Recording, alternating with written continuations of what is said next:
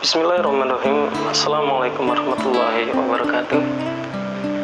Hamdan wa syukranillah amma ba'du.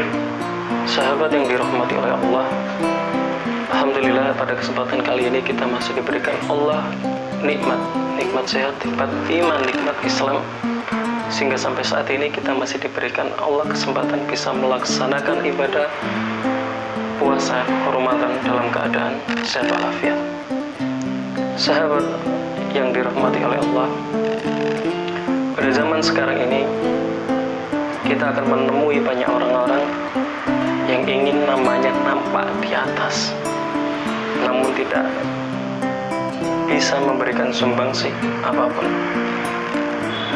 Nah, pada kali ini kita akan sedikit banyak belajar dari sahabat Rasulullah yang pada dasarnya memiliki julukan sangat terkenal di langit tapi tidak terkenal di dunia. Sahabat yang dirahmati oleh Allah, pada suatu ketika ada seorang pemuda dari Yaman yaitu bernama Uwais Al-Qarni. Dia ini adalah pemuda yang yatim, yang ibunya sudah tua renta dan punya banyak penyakit. Namun Uwais Al-Qarni ini sangat memuliakan ibunya. Apapun yang diinginkan oleh ibunya selalu dia turuti. Nah, pada suatu ketika ibunya memanggil Uwais Al-Qarni dan dia berkata, "Anakku, mungkin ibu tak akan lama lagi bersama dengan kamu. Ikhtiarkanlah ibu agar ibu bisa mengerjakan haji." Nah, ketika Uwais Al-Qarni mendengar permintaan ibunya, Uwais Al-Qarni langsung tercengang. Ia berpikir perjalanan ke Mekah itu amatlah jauh, melewati padang pasir yang tandus dan panas. Nah, biasanya orang-orang itu melaksanakan perjalanan itu menggunakan unta dengan dibekali dengan perbekalan yang mumpuni. Akan tetapi di sini Uwais Al-Qarni adalah pemuda yang kurang mampu pada saat itu. Kemudian Uwais Al-Qarni mempunyai ide, mempunyai jalan keluar, yaitu dengan dia membuat sebuah kandang untuk lembu, yang kandang itu ditaruh di atas bukit. Nah, pada suatu ketika Uwais Al-Qarni sampai dikatakan oleh tetangganya sebagai orang yang gila. Karena apa? Uwais Al-Qarni menggendong setiap hari lembunya dari atas bukit ke bawah untuk diberi makan, dan begitu terus selama kurun waktu 8 bulan. Nah, ketika sampai waktu 8 bulan tersebut, maka lembu itu sudah mencapai bobot 100 kilo. Bersama dengan bobot lembu yang sudah mencapai 100 kilo, pada saat itu juga otot Uwais Al-Qarni ikut mengembang dan dia menjadi kuat mengangkat barang. Nah, apa hikmah yang diambil dari ketika Uwais Al-Qarni mengangkat lembu dari atas bukit turun dan diangkat lagi? Itu adalah Uwais Al-Qarni menjadikan itu sebagai latihan untuk menggendong ibunya agar bisa berangkat ke Mekah. Nah, pada saat itu akhirnya perjalanan dimulai. Dari Yaman, Uwais Al-Qarni menggendong ibunya berjalan kaki melewati padang pasir yang tandus dan panas sampai akhirnya menuju Mekah. Pada saat di Mekah, di hadapan Ka'bah itu Uwais Al-Qarni berdoa kepada Allah. Doa Uwais Al-Qarni kurang lebih seperti ini, "Ya Allah, ampuni semua dosa ibuku," kata beliau. Akhirnya ibunya yang mendengarkan, dia heran. Akhirnya ibunya bertanya kepada Uwais Al-Qarni, "Bagaimana dengan dosamu?" tanya ibunya. Akhirnya Uwais Al-Qarni menjawab, "Dengan terampunnya dosa ibu, maka ibu akan masuk surga. Cukuplah ridho dari ibu yang akan membawa aku ke surga." Itulah jawaban. Nah, pada ketika itu Uwais Al-Qarni juga memiliki sebuah penyakit sopa yang mana kulitnya belang-belang.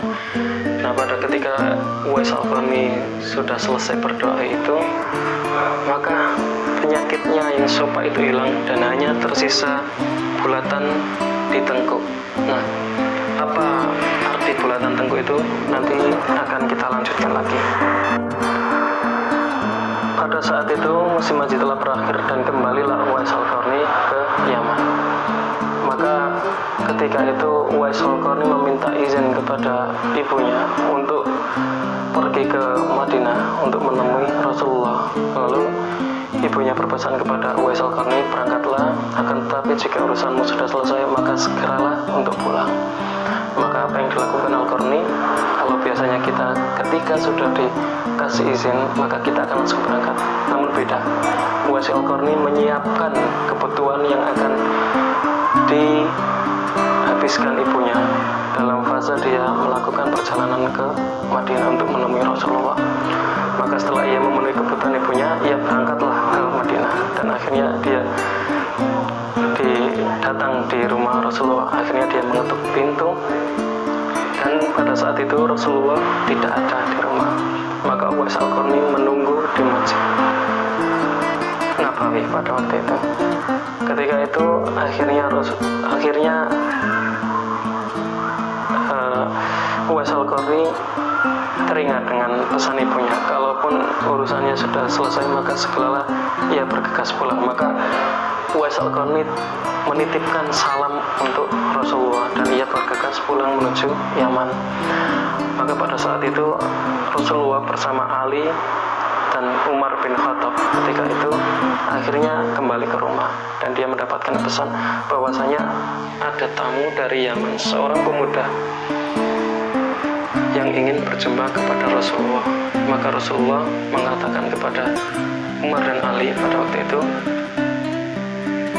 seorang pemuda ini adalah yang sangat istimewa.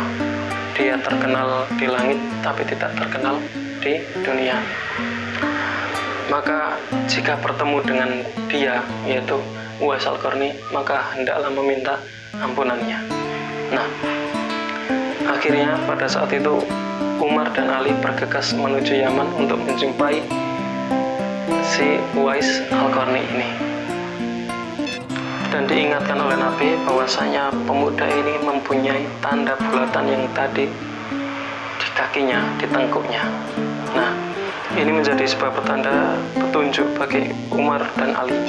Nah, begitu perjalanan Umar dan Ali ke Yaman, dia bertemu dengan gerombolan orang-orang rombongan dari Yaman yang terus silih berganti, dan dia mencari yang namanya Uwais Al-Qarni, tapi sama sekali tidak ketemu sampai suatu ketika di rombongan terakhir akhirnya dia bertemu dengan yang namanya Uwais Al-Qarni. Nah, ketika Umar dan Ali bertemu dengan Uwais Al-Qarni, maka terjadilah sebuah percakapan. Kemudian Umar dan Ali menanyakan namanya, dan dijawab oleh Uwais Al-Qarni, Abdullah gitu. Nah, mendengar jawaban dari Uwais Al-Qarni ini, akhirnya Umar dan Ali juga berkata bahwasanya kami juga Abdullah. Kemudian Ali dan Umar akhirnya bertanya, kami ingin tahu nama kamu sebenarnya siapa. Maka Uwais Al-Qarni menjawab, saya adalah Uwais Al-Qarni. Nah, dalam pembicaraan mereka diketahuilah bahwa ibu Uwais Al-Qarni telah meninggal dunia. Itu sebabnya ia baru dapat turut bersama rombongan kafilah dengan saat itu. Akhirnya Khalifah Umar dan Ali memohon agar Uwais membacakan doa dan istighfar untuk mereka. Uwais enggan, dan dia berkata kepada Khalifah, sayalah yang harus meminta doa pada kalian. Mendengar kata dari Uwais Al-Qarni, Khalifah Umar dan Ali berkata, kami datang ke sini untuk mohon doa dan istighfar dari Anda, seperti yang dikatakan Rasulullah. Akhirnya Uwais Al-Qarni mengangkat tangan, berdoa dan membacakan istighfar.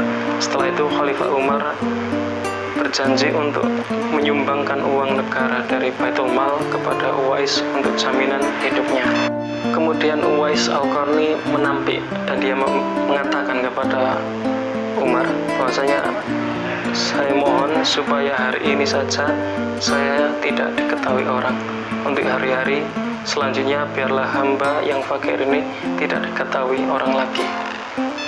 Nah, beberapa tahun kemudian Uwais Al-Qarni berpulang ke rahmatullah. Anehnya, pada saat dia akan dimandikan, tiba-tiba sudah banyak orang yang berebutan untuk memandikannya. Dan ketika dibawa ke tempat pembaringan untuk dikafani, di sana pun sudah ada orang-orang yang menunggu untuk mengkafani. Demikian pula ketika orang pergi hendak menggali kuburnya, di sana ternyata sudah ada orang-orang yang selesai menggali kuburnya hingga selesai. Ketika usungan dibawa menuju ke perkuburan, luar biasa banyaknya orang yang berebutan untuk mengusungnya. Meninggalnya Uwais Al-Qarni ini sangat menggemparkan masyarakat Yaman. Nah, semoga ini bisa menjadi pelajaran untuk kita semua. Akhirul kalam, billahi fisabilillah, fatul khairat. Wassalamualaikum warahmatullahi wabarakatuh.